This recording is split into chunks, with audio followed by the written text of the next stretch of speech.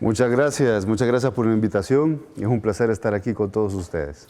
Muy activo, especialmente cuando en el país tenemos una alerta verde, producto de todas las amenazas de lluvia que han estado arreciando en los últimos días. Sí, así es. Desde el 20 de agosto se decretó la alerta verde. Desde entonces hemos estado muy atentos a lo que sucede. Lamentablemente hemos tenido unas situaciones que han golpeado algunos sectores de nuestro territorio, como es el caso de Chalatenango. El domingo tuvimos unas lluvias de la parte norte de nuestro país, pero hubo una situación particular que fue una bóveda del lado de Honduras, de una quebrada que colapsó. Ese colapso de esa bóveda provocó unas inundaciones en Citalá, en la frontera del Poy, pero en consecuencia el impacto más grande lo recibió el municipio de San Ignacio, que está abajo de Citalá. Ahí fue... ¿Qué no son estas imágenes? No, estas imágenes creo que son de San Salvador, del área metropolitana, que también hemos tenido abnegaciones de calles en los últimos días. Vamos a hablar de eso, pero sí. Regresemos a Citalá. Sí. Creo que es un punto de experiencia que, bueno, todos estamos atentos a lo que pasaba. Sí, correcto. Por el colapso de esta bóveda del lado de Honduras, que colinda con el Poy, el municipio de Citalá, se vino la creciente, se inundó el plantel de la aduana, no pasó a más, pero en el municipio de San Ignacio recibió todo el impacto y tuvimos afectaciones con más de 120 viviendas inundadas y 233 personas afectadas. Se activó la Comisión Nacional de Protección Civil junto con la Comisión Municipal y se atendieron las víctimas diligentemente. Gracias a Dios no tuvimos daños humanos, no tuvimos pérdidas humanas, y posteriormente a la crisis pues se atendieron, se vieron cuáles son sus necesidades y actualmente hay una comisión que es parte ahora de la atención de emergencias. No solo tenemos prevención, como siempre lo decimos, tenemos también la atención de la emergencia como tal, pero también tenemos post la emergencia, en la cual siempre vemos las pérdidas que tienen las personas, la asistencia social, se activan diferentes carteras de Estado junto con la municipalidad afectada para poder dar una atención adecuada post las emergencias o las crisis a la población. Eso es en lo que estamos ahorita. También se está haciendo trabajos de mitigación para que esto no vuelva a pasar. En La Palma también tuvimos otro tipo de situaciones que no eran consecuencia del mismo tema de la bóveda, pero sí del mismo temporal del momento. Que vive el país. Es decir, tenemos tormentas de moderadas a fuertes. Tenemos tormentas. Un poco el diagnóstico. Correcto. El pronóstico que presenta. Tenemos de moderadas a fuertes desde el 20 de agosto y se mantiene la alerta. Este es uno de los, digamos, hablar del tema de emergencia producto de la temporada lluviosa del país es regresar un poco a lo que creo que conversábamos con usted la vez anterior, y es que precisamente el país, la región, es altamente vulnerable precisamente por todos los desarreglos o las desatenciones que ha tenido el tema del ordenamiento territorial. Yo creo que es el punto de partida que nos puede llevar a comprender mejor los grandes desafíos que como país debemos tener. Así es. De hecho, esta es la consecuencia, la vulnerabilidad que el país vive, es la consecuencia del mal desarrollo, es la consecuencia del desorden en el cual hemos ido creciendo como país. No ha habido un buen plan, no ha habido un plan maestro en el cual nos da una dirección correcta para que el país no tenga vulnerabilidad. Y no solo implica en vulnerabilidad, sino también es en la crisis alimentaria y en otra serie de cosas o consecuencias que hacen que no tengamos un buen crecimiento o un buen desarrollo planificado previamente.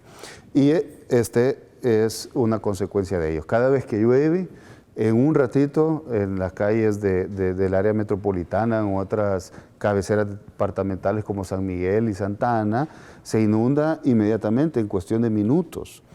Eso significa que ya los sistemas de drenajes de aguas lluvias están colapsados, hay un montón de aguas negras conectadas ilegalmente a las aguas lluvias, eso también complica. Y adicional a eso, la tormenta, pero también la mala cultura que tenemos de tirar la basura a la calle, viene a ser una fórmula complicada, la cual nos deja como consecuencia unas inundaciones en corto plazo. A ver, ahí sí veíamos, y ya colocándonos en el plano de la capital, estas imágenes que me parece que son el reflejo de lo que estamos hablando, producto de, obviamente, de un factor cultural, como usted bien lo dice, ¿verdad? El tema de la basura viene siendo quizás el principal factor de atacamiento de los tragantes y por consecuencia tenemos este tipo de situaciones. Pero también tiene que ver con el tema de inversión, y hablo de inversión sobre todo cuando se trata de ver si es o no, de alguna manera, ¿cómo se le llama a la parte esta? La parte hidráulica, es decir, si realmente toda la situación de tuberías de la ciudad capital rinde debido a todo el crecimiento desproporcional, regresando al tema de ordenamiento, que hablábamos anteriormente. Sí, correcto. De hecho, yo recuerdo que en el 2019 y 2020, antes de que nos golpeara la pandemia, el Ministerio de Obras Públicas y ANDA tenían unos proyectos de inversión para esta infraestructura, los cuales fueron negados y nunca salieron esos proyectos. Muy probablemente en esa época la asamblea que estaba hubiera sido más diligente y probablemente este impacto que tuviéramos se viera menor del que está ahorita. Obviamente esto no se arregla en un año ni en 2 años, pero había que comenzar. No nos dejaron comenzar, ahora gracias a Dios tenemos una asamblea con una configuración que nos beneficia enormemente, que piensa en la población salvadoreña y que se apega mucho a los proyectos que le hacen impactos a la población. Así que esperamos muy pronto, ahorita que nos estamos recuperando, que atendimos la pandemia, seguimos en pandemia, pero gracias a Dios estamos saliendo muy avantes de ella.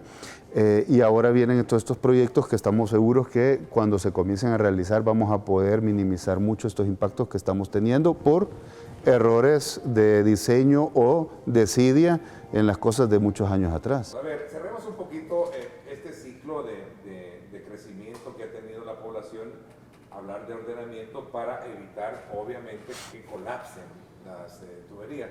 Por eso hacíamos un poco con el ministro de Gobernación esta mañana, Juan Carlos Villagain, hacíamos una memoria de cómo en el pasado, no sé si fue en el gobierno, la administración del presidente Funes o Sánchez Serén, que se hicieron cambios dentro de las tuberías en la 25 Avenida y también en el Paseo. Pero seguramente estos no tuvieron el efecto per se deseado, precisamente por lo que hablábamos, pues mientras no hayan otras medidas colaterales no se puede lograr un objetivo como Sí, no, y además algo importante que hay que destacar de que parches no son soluciones ni a corto plazo, entonces lo que se hacían eran parches, tal vez tenían algún interés en esa zona, se hacía cierto trabajo, pero no se hacía un trabajo integrado, completo, que tenía que tener el suficiente diseño dinámico como para que hubiera una solución a largo plazo. Entonces esa era la situación también. Si ustedes pueden ver, las soluciones, las estrategias o los proyectos de estos gobiernos son integrales.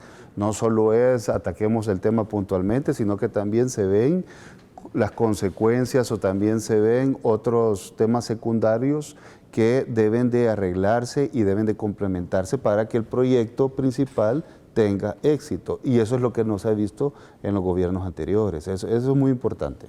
Ministro, el grado de afectación que tenemos hoy, me decía que es producto del huracán Grace que tuvimos la semana pasada. Sí. De alguna manera arreciando la zona. Así es, han sido consecuencias de ese sistema que pasó, todavía se mantiene la lluvia, todavía mantenemos la alerta porque estamos esperando otro sistema, todavía tenemos lluvias en diferentes partes del territorio, así que hemos tomado la decisión de mantenerla. Mantenerla significa para que la población esté atenta, siga las medidas de precaución, sean muy diligentes a la hora de tomar decisiones e incluso a la hora de ser atendidos por los cuerpos o las instituciones de la Comisión de Protección Civil. Me decía que esto ha llevado, obviamente, bueno, entonces no es tanto una amenaza de la cual el Centro Nacional de Huracanes está advirtiendo que se está colocando desde el sector, creo que de Costa Rica, Sí, o sea, del Caribe. está la amenaza en esa zona. Vamos a esperar el tránsito del sistema para ver qué es lo que sucede, para ver cómo se desarrolla y de acuerdo al análisis que nos dé el Centro de Huracanes, el Ministerio de Medio Ambiente, junto con... Ahí está. Ese es el que yo le decía, que el Central Hurricane Center dice, quiero ver, sí, ahí está. Esta imagen, de acuerdo, pone en perspectiva de este nuevo sistema. Sí, correcto. Entonces, yo creo que en este día o mañana vamos a tener un pronóstico más acercado de lo que pudiéramos estar viviendo en nuestro territorio. De acuerdo a ese pronóstico, vamos a tomar las decisiones junto con el Ministerio de Medio Ambiente y la Dirección General de Protección Civil, si se mantiene la alerta verde, si se sube a la siguiente alerta o qué es lo que se hace. Ministro, se tiene una advertencia de, o sea, ¿va a tener influencia en nuestro territorio o por lo que nos muestra la imagen, será de alguna manera no muy, digamos, afectivo para la zona? Pues yo creo que es muy temprano decirlo, aunque todo lo que pasa en ese sector, siempre las colitas y las lluvias nos terminan afectando y lo que hablábamos al principio, tenemos un sistema ya obsoleto y eso o una pequeña lluvia siempre nos pone en apuro, aunque no hayan alertas. Así que yo creo que siempre tenemos que tener las medidas de seguridad y estar prevenidos ante cualquier cosa porque estamos en temporada invernal y definitivamente falta un par de meses para que la temporada cese. Bueno, hay que destacar que esta imagen es desde luego una de las proyecciones que hace el National Hurricane Center de Miami, pero que obviamente los sistemas o este modelo puede variar de acuerdo al comportamiento mismo que tenga por las condiciones que se generen, temperaturas, etcétera, etcétera. Sí, claro, cambia. Es un área más técnica, pero que sí de alguna manera ha llevado a ustedes como gobernación y en este caso usted como presidente a alertar a las comisiones departamentales y municipales. Así es, y no solo eso, nos ha llevado también a hacer una reingeniería o activar cosas que nunca habían estado en funcionamiento. Por ejemplo, una de las deudas que estamos saldando, como bien lo dice el presidente Nayib Bukele, estamos saldando deudas con este gobierno, y una de las deudas que estamos saldando es que nunca se había hecho un plan de reducción de riesgos. Desde que existe la Dirección General de Protección Civil, no se tenía un plan de reducción de riesgos en nuestro país y es algo que la norma dicta tener en todos los países que hay una institución como Protección Civil. También hemos estado actualizando el plan de respuesta, Plan Nacional de Respuesta, el cual se debe de actualizar cada 5 años, tampoco se había actualizado, y un plan de contingencia para terremotos. Desde hace 11 años no se había activado ese plan y la norma dice que ese plan tiene que estarse activando cada 5 años. Otro plan que estamos actualizando, que nunca se había hecho, desde que existe Protección Civil y que la norma también dice que se debe hacer cada 3 años o después de cada emergencia, es el manual de funcionamiento de emergencias de las comisiones departamentales de Protección Civil y las comisiones municipales. Esto es lo mismo de lo que hablábamos desde el inicio, de que por qué es que somos tan vulnerables, es porque nunca tuvimos una planificación previa, nunca pensamos a futuro, siempre mirábamos hasta donde nos llegaba a las narices o hasta nuestros zapatos, no mirábamos el horizonte, no mirábamos más allá y no nos preparábamos para nada ante las cosas que podían venir o cómo deberían de funcionar. Entonces, estamos haciendo toda esta reestructuración y eso significa hacer una serie de planes o de manuales de operación y de función para que cada quien sepa qué es lo que tenga que hacer. Y eso incluye las comisiones municipales, incluye las comisiones comunales, incluye las departamentales, que los gobernadores son los presidentes de las comisiones departamentales de Protección Civil, y arriba está la Dirección General de Protección Civil y la Comisión Nacional, que son todas las instituciones de gobierno que conforman esta. Entonces, estamos haciendo una serie de arreglos y de ajustes para que el sistema de protección civil pueda dar una buena respuesta a las emergencias y poder dar un buen servicio a la población salvadoreña. Tanto también de este nivel de acción, prevención que debe de tenerse cuando se trata de enfrentar un periodo lluvioso como el que estamos viviendo hoy en día. Tenemos una alerta verde, obviamente se va a mantener, vamos a ver el comportamiento, decía usted, de cuál sea este fenómeno que se ha identificado en la zona del Caribe. Veamos un poquito también el comportamiento del agua, el rescate que hubo, por ejemplo, de la crecida del río Lempa en el sector de Metapán, si no me equivoco, y que de alguna manera desemboca en el tema del Bajo Lempa, que es ahí precisamente donde viene un poco la inquietud de mi pregunta, cuando se trata de accionar el plan de emergencia y sobre todo la evacuación de las personas. ¿Están listos los albergues para poder atender o en algún momento están siendo de alguna manera ocupados por digamos, la emergencia que nos llevó el COVID-19 para adecuar ahí también pequeños recintos de hospitales? Sí. Cuéntanos un poquito sobre eso. Bueno, el primer tema sobre el rescate en Metapán, lamentablemente unos pescadores quedaron atrapados, gracias a Dios no sufrieron ningún daño adicional a los momentos de angustia que vivieron. Ellos dejaron que la creciente en ese islote donde se pueden ver en las imágenes subiera demasiado y ya no pudieron acercarse a la orilla del río. Se activó inmediatamente la Comisión Municipal, la Comisión Nacional y pedimos apoyo al Ministerio de Defensa, el cual es una institución que conforma también la Comisión Nacional de Protección Civil, y ellos muy heroicamente fueron a hacer el rescate vía aérea y gracias a Dios pues salvaron a las 4 personas que estaban en un eminente peligro. Ahí vemos, por cierto, esas imágenes fueron importantes para ilustrar un poco decía usted, dejaron crecer el río, pero yo creo que es importante también tomar criterios a la hora de estar en cualquier tipo de actividades y ver el riesgo al que se someten, porque gracias a la Fuerza Armada y a este sistema de evacuación se logró hacer, porque la crecida del río se ve que es fuerte. Y fue rápida, ellos de seguro lo venían venir, pero tal vez decían, esperémonos 5 minutos, 10 minutos, y en lo que fueron jugando con la suerte, fue demasiado tarde y quedaron atrapados. Sí es importante ese criterio, autoprotegernos, entender de que hay cosas que no podemos controlar y que sobre todo tenemos que pensar en nuestras familias y en nosotros. El ministro de la Defensa, quien estuvo al frente. Sí, el ministro de la Defensa estuvo al frente de la operación, fue muy exitosa, gracias a Dios. Así es. Veamos el Bajo Lempa. ¿Cómo está también el tema de las descargas de CEL? Sí, bueno, han estado activas como son esta temporada. Hay una buena comunicación con CEL, hay una buena comunicación con la comunidad. Es parte también del funcionamiento de Protección Civil y las comunidades, las comisiones comunales y departamentales que están en una constante comunicación. CEL hace sus respectivos avisos. La comunicación fluye y gracias a Dios hasta el momento no hemos tenido ningún problema al respecto.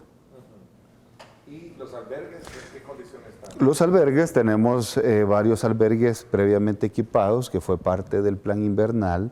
Parte de atender las emergencias y dinamizar el ministerio fue crear la nueva dirección de albergues. Teníamos esa carencia cuando encontramos el ministerio para poder atender las emergencias, ya que no había una dirección como tal que hiciera las funciones de la gestión administrativa antes, durante y después de una crisis. Protección Civil hace las funciones de prevención, de mitigación y atiende la crisis en temas de emergencia junto con las instituciones como las instituciones que lo conforman, pero también hacía falta una dirección la cual tuviera el detalle específico de poder atender los albergues.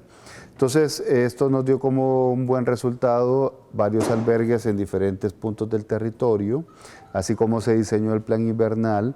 Se diseñó en base a historia, en base a información, a data. Vimos que habían 20 años de historia y se hizo un mapa de calor. Nos dimos cuenta donde habían siempre afectaciones.